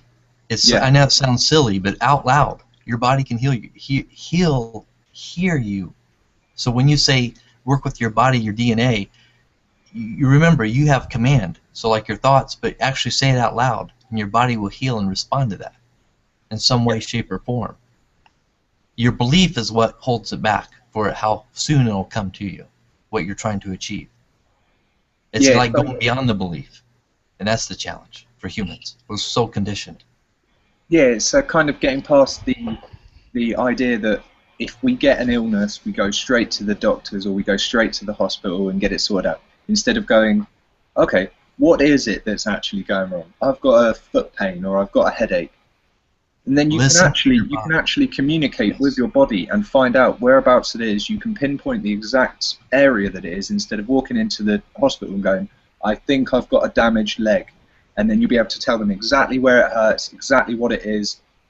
Most of the time, you probably wouldn't even need to go to the doctor because you'll go, oh, okay, this is solved by this problem or this problem. And then you'll be able to come to a conclusion and then hopefully help yourself without using external support. But I'm definitely not saying don't go for the external support, because there are some times when a doctor or a hospital is greatly appreciated. Yes, and it still is, and it will be for quite some time on this planet until we really feel and get in touch with who we are and our emotions, our body, and really start to listen to our body and command the body. Yes. Yes. Very good, Dan. That is definitely very miraculous how my thought was, before you started speaking about sickness, my thought was, yes, that was the last thing I wanted to discuss in the webinar. The last minute. It's right now, it's the time to speak about, before closing, about sickness. And while I was thinking that, you started speaking about sickness. And yes, you said exactly what I wanted to say. There are two types of diseases and sicknesses and disorders. One is disbalance, and another one is, I would say, fully manifested, irreversible thing. Like if you lose a leg in our physical sort of consensus reality, it's really hard to grow it back. Or if you lost a tooth, or if there is something which is surgically already treated. So that is one thing. But in most cases, it is disbalance. In most cases, and disbalances are very well in power of a human to heal by healing and thinking and going into different practices. And one of the most important way of healing disbalance is to change your state, to change you from one niche to another. So there are two niches, and from one niche to another, you have been here. If you move to a different state, then you are often your problem just disappears and even forget about it. Even the physical problems which already manifested physically, and you can clearly see them. Sometimes the miracles happen and cancer disappears. Sometimes a tumor just disappears and goes away. And a lot of things are connected to, treated by prayer and things, and energy. By the way, my friend Peter, who died today, he was also my age, 50 years old. He faced that problem that he had cancer, and he was a Reiki master and a very advanced light worker, very, very telepathic and psychic. So he had a choice to go through chemotherapy and all other stuff, or to not. And he made his choice, and he didn't go into chemotherapy, and And a miracle didn't happen. He didn't heal. He died. He didn't tell anyone, by the way. He only told when he already was in the hospital, and one of the latest, like 3 weeks ago, it was already closed. So that was his choice. And miracles sometimes happen, sometimes they don't. And what do you make out of this? We just take it as it is. Basically, death is what it is. It's not something super bad. It is something expected, but it is obviously not something very good.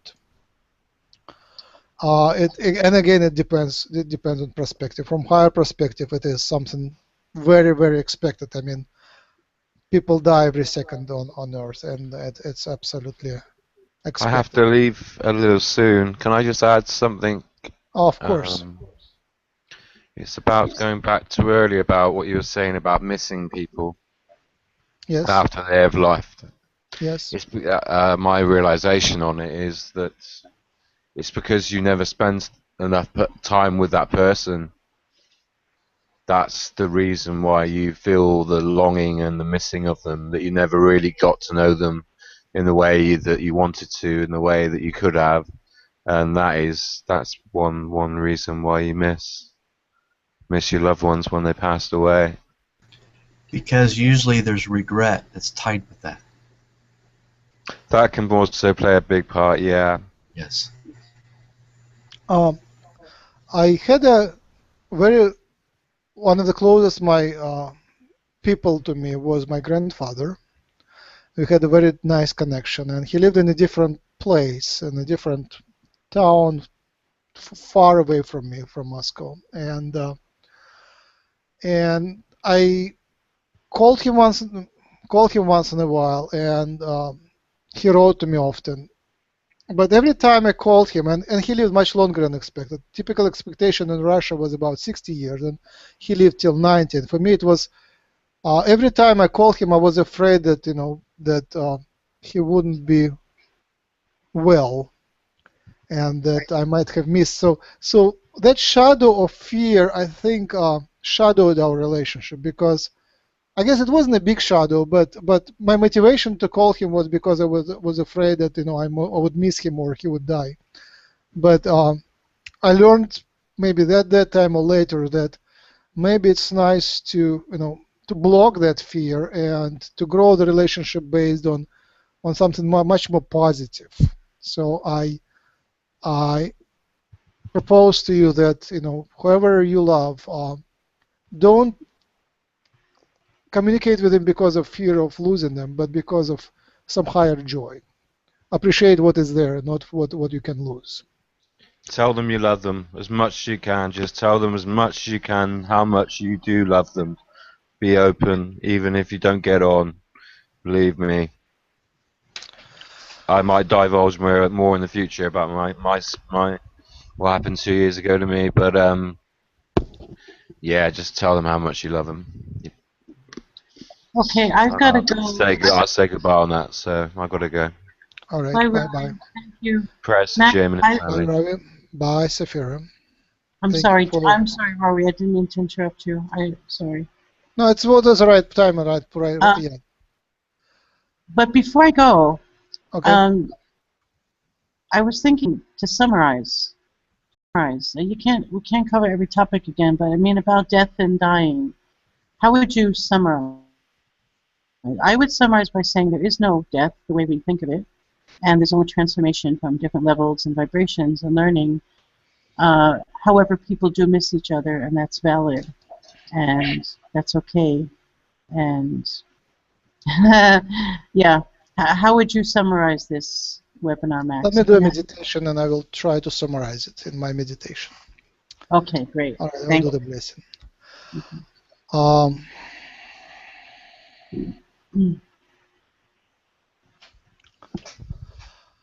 Much love, much love, much love, much love. Death and birth are both the ends of life and both the beginnings of life. The death is the birth of another existence. If you look at life from the beginning to the end, it is very physical, very old, very animal. But walk the life from the end to the beginning, and you will just realize that the whole perception transforms. The whole movie is rolling backwards, and a death is a birth, and a birth is a death. They're both sides, they're both ends of the same physical existence. When you see death, be yourself. When you experience news of death, become more of yourself. Like the wind, it will shake not what belongs to you, it will shake it from you. It will shake the dust from you and reveal your true, most profound features. May the difficulties of life, make the grief enlighten you and raise your vibration. Make the difficulties and the grief raise your vibration. May the grief and difficulties make you more vibrant and more successful. Of course, your success is your choice. You choose what is most dear for you. Your success is what you choose, whatever you want to achieve. When you experience the grief, be a healer. Send the healing energy to the soul which is parting now. Send the healing energy to yesterday, the day before yesterday, to this person in the past. Send the healing energy to close friends, relatives, dear ones. Send the healing energy to yourself. Accept is that it is. Death is what it is. It's not more than it is. That's not less than it is. Let it take its place. Let it take its path, its turn. Don't fight what you cannot stop. When the rain pours on you, don't fight the rain, just take an umbrella. When the grief pours on you, don't fight it. Put the block and say, whatever good I remember about this person, I will keep. Whatever is hurting my good remembering of this person, I will block. That's easy. Invite something good, invite everything good, invite love, and block the grief. Your responsibility is to be yourself and to be yourself as full as you can.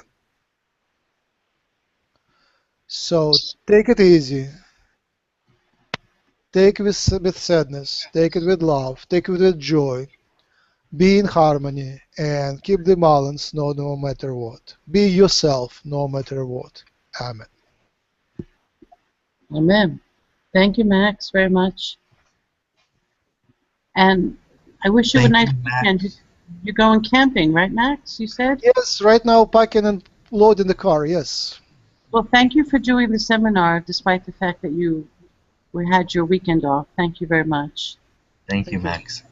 Thank you for participation, and it was a uplifting experience. We should do more Thank of you, Max. such Thank you, webinars. everybody. Thank you, Mary, for being here Bye. and for your participation. Thank you. Bye, Brian. See you later. Bye, Brian. Bye, Dan. Bye, Noah. Love all of you. Much love to everyone. Have a brilliant day. Okay. Bye.